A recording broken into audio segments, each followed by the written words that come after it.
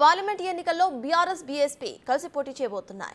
ఇరు పార్టీల నేతలు కూడా ఈ విషయాన్ని ప్రకటించేశాయి. రాష్ట్ర రాజకీయాల్లో ఎవరి ఊహకందని నిర్ణయం తీసుకున్నారు. అయితే కేసీఆర్ సడన్ గా బీఎస్పీతో పొత్తుకు సిద్ధమవ్వడం వెనుక రీజన్ ఏంటి? పోటీ చేయడానికి అభ్యర్థులు కరువయ్యారా? పార్లమెంట్ ఎన్నికల్లో ఒంటరిగా గెలవలేమన్నా భయం పట్టుకుందా? What's it?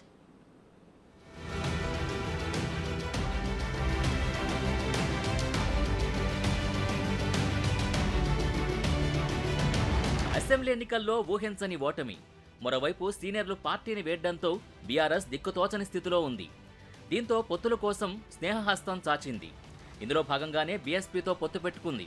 బీఎస్పీ రాష్ట్ర అధ్యక్షుడు ఆర్ఎస్ ప్రవీణ్ కుమార్తో కేసీఆర్, కేటీఆర్, హరీష్ రావు గంటన్నరకు పైగా చర్చలు జరిపారు. చర్చల అనంతరం ఇరు పార్టీల అధినేతలు మీడియా ముందు మాట్లాడుతూ పొత్తు నిర్ణయాన్ని ప్రకటించారు. దేశంలో సెక్యులరిజం ప్రమాదంలో పడ్డ ఈ పరిస్థితుల్లో సెక్యులర్ పార్టీ అయిన బీఆర్ఎస్తో పొత్తుకు నిర్ణయం తీసుకున్నట్టు ప్రవీణ్ కుమార్ చెప్పారు. దేశంలో కాంగ్రెస్, బీజేపీ రెండింటినీ కట్టడి చేయాల్సిన అవసరం ఉందన్నారు. నాగర్ కర్నూల్, వరంగల్ నుంచి పోటీ చేయడానికి సిద్ధంగా ఉన్నానన్నారు ప్రవీణ్ కుమార్.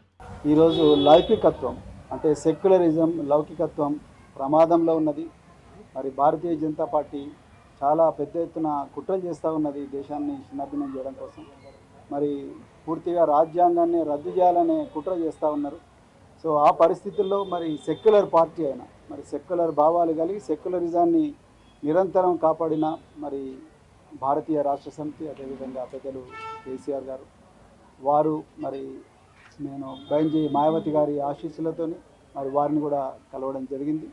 సో ఈ తెలంగాణలో ఈ రాజ్యాంగానికి ప్రమాదం ఏదైతుందో, లౌకికత్వానికి ఏదైతే ప్రమాదం ఉందో, ఈ బీజేపీ నుంచి తర్వాత మరి ఈ మధ్యనే కాంగ్రెస్ కూడా మరి బీజేపీ లాగానే మారుతూ ఉన్నది. ఈ రెండు పార్టీల నుంచి ముప్పు నుండి మరి తెలంగాణను కాపాడడం కోసం మరి మేము అంటే బహుజన్ సమాజ్ పార్టీ మరి భారతీయ రాష్ట్ర సమితితో కలిపి మరి పార్లమెంట్ ఎలక్షన్లలో కలిసి పనిచేయాలని ఇప్పుడే మరి పెద్దలు గౌరవనీయులు కేసీఆర్ గారి దగ్గర మరి మాట్లాడడం జరిగింది. దేశంలో సెక్యులర్ పార్టీలు ఏకమవుతున్నాయని, అందులో భాగంగానే పార్లమెంట్ ఎన్నికల్లో బీఆర్ఎస్, బీఎస్పీ కలిసి పోటీ చేస్తాయని కేసీఆర్ అన్నారు. పొత్తు విషయంపై ప్రవీణ్ కుమార్ వాళ్ల పార్టీ అధినేత మాయావతితో మాట్లాడిన తర్వాతనే ఆ పార్టీ నేతలు తమ దగ్గరకు వచ్చి చర్చలు జరిపినట్టు చెప్పారు. ఎవరు ఎన్ని సీట్లలో పోటీ చేయాలి అనేది రేపు నిర్ణయం తీసుకుంటామన్నారు. తీసుకొని మేము చర్చల తర్వాత కలిసి పని చేయాలని చెప్పి స్థూలంగా ఒక నిర్ణయానికి వచ్చి పని చేస్తాం కూడా. మిగతా విషయాలు మీకు కావాల్సిన లెక్కలన్నీ రేపు రేపు అనుకుంటాం. బీఆర్ఎస్ సడన్ గా బీఎస్పీతో పొత్తుకు సిద్ధపడ్డం వెనుక రీజన్ ఏంటి? కేసీఆర్ కు పార్లమెంట్ ఎన్నికల్లో గెలవలేమన్న భయం పట్టుకుందా అంటే నిజమే అనిపిస్తోంది.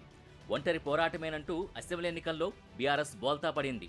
బీఆర్ఎస్ నే నమ్ముకుని అసెంబ్లీ ఎన్నికల్లో 1-2 టికెట్లు ఆశించిన లెఫ్ట్ పార్టీలతో కూడా పొత్తు పెట్టుకోవడానికి కేసీఆర్ అంగీకరించలేదు. అలాంటిది ఇప్పుడు బీఎస్పీతో పొత్తు పెట్టుకోవడంపై అందరూ ఆశ్చర్యం వ్యక్తం చేస్తున్నారు. గత ఎన్నికల్లో బీఎస్పీ ప్రభావం కూడా అంతంత మాత్రమే. సిర్పూర్, కాగజ్ నగర్లో పోటీ చేసిన ఆర్ఎస్ ప్రవీణ్ కుమార్ 3వ స్థానానికే పరిమితమయ్యారు. అయినా ప్రవీణ్ కుమార్తో పొత్తుకు సిద్ధపడ్డం దళిత ఓట్ల కోసమేననే చర్చ జరుగుతోంది.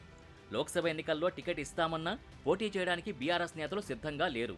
పైగా ఒక్కొక్కరు పార్టీని వీడిపోతున్నారు. దీంతో ఆ పార్టీకి అభ్యర్థులే కరువయ్యారు. పూర్తి స్థాయిలో అభ్యర్థుల్ని ప్రకటించలేకపోతోంది బీఆర్ఎస్. కేసీఆర్లో అసెంబ్లీ ఎన్నికల్లో కనిపించిన దూకుడు కూడా కనిపించటం లేదు. ఒంటరిగా పోటీ చేస్తే డిపాజిట్లు కూడా రావనే భయం కూడా పట్టుకుంది. దీంతో పొత్తు పెట్టుకోవాలి, ఎవరితో పెట్టుకోవాలి అనుకున్నప్పుడు ఆ పార్టీ ముందున్న ఒకే ఒక ఆప్షన్ బీఎస్పీ. కాబట్టి బీఎస్పీతో పొత్తు పెట్టుకున్నట్టు తెలుస్తోంది.